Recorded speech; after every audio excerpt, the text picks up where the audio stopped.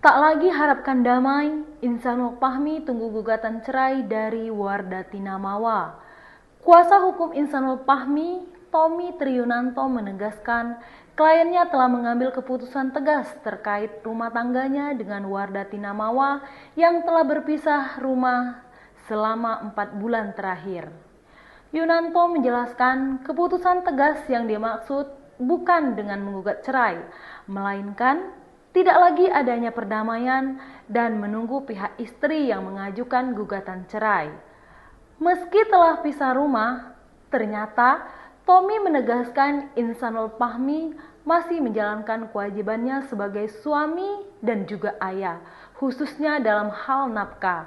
Lebih lanjut, Tommy menyebutkan keputusan tegas Insanul Fahmi diambil karena tidak lagi melihat adanya ruang untuk berdamai. Ia juga mengungkap, selama masa pisah rumah tangga tersebut, Mawa dinilai lebih fokus dengan urusannya sendiri. Terkait perhitungan 4 bulan yang disebut sebagai batas waktu, Tommy menegaskan bahwa bulan ini menjadi limit akhir yang dimaksud oleh kliennya. Mawa sendiri sebelumnya mengajukan 2 syarat damai kepada Insanul, yaitu menunjukkan bukti pernikahan siri dengan Inara Rusli dan meminta maaf secara terbuka.